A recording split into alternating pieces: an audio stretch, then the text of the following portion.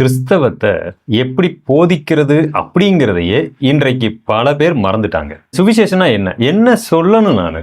இதுவே இன்னைக்கு கம்ப்ளீட்டா காணாம போச்சு. உண்மையான சுவிசேஷத்தை சொன்னா யாரும் ஏற்றுக்கொள்ள மாட்டாங்க. அதனால நான் என்ன சொல்றேன் அப்படின்னா, பாருங்க, நீங்க இயேசு கிறிஸ்துவிட்ட வாங்க, கடன் பிரச்சனை மாறும், வியாதி மாறும், உங்களுக்கு குழந்தை கிடைக்கும், உங்களுக்கு வேலை கிடைக்கும், உங்களுக்கு கல்யாணம் ஆகும். இந்த மாதிரி உலகத்துல சில நடக்காத விஷயங்களை, ஒருத்தருக்கு சில விஷயங்கள் தள்ளி போகும் அல்லவா, இதையெல்லாம் ஒரு ஆசை வார்த்தை மாதிரி காமிச்சு இதெல்லாம் நடக்கும் உங்களுக்கு வாங்க அப்படின்னு சொல்லுவதுதான் இன்றைக்கு சுவிசேஷமா மாறி இருக்கு. நீங்க என்ன சொல்லி ஒருத்தரை கர்த்தருக்குள் கொண்டு வருகிறீர்களோ அதை சொல்லி தான் கடைசி வரைக்கும் அவரை நீங்க கர்த்தருக்குள் வைத்திருக்க முடியும். புரியுதா உங்களுக்கு? என்ன சொல்லி கூட்டிட்டு வர்றீங்க? ஒருவேளை குழந்தை இல்லை, குழந்தை கிடைக்கும்னு சொல்லி கூட்டிட்டு வர்றீங்களா? கடைசி வரைக்கும் ஒருவேளை ஒரு பேச்சுக்கு சொல்றேன், அவங்களுக்கு குழந்தை பிறக்கல, என்ன பதில் உங்ககிட்ட இருக்கு? ஏன்னா நீங்க வாக்கு கொடுத்ததே குழந்தையை கொடுப்பாருன்னு சொல்லி தான் கூட்டு வந்திருக்கிறீங்க.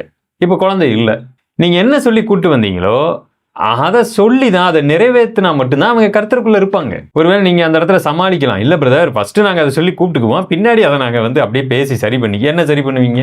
இது அப்பட்டமான பொய் அல்லவா, ஏமாற்றுத்தனம்.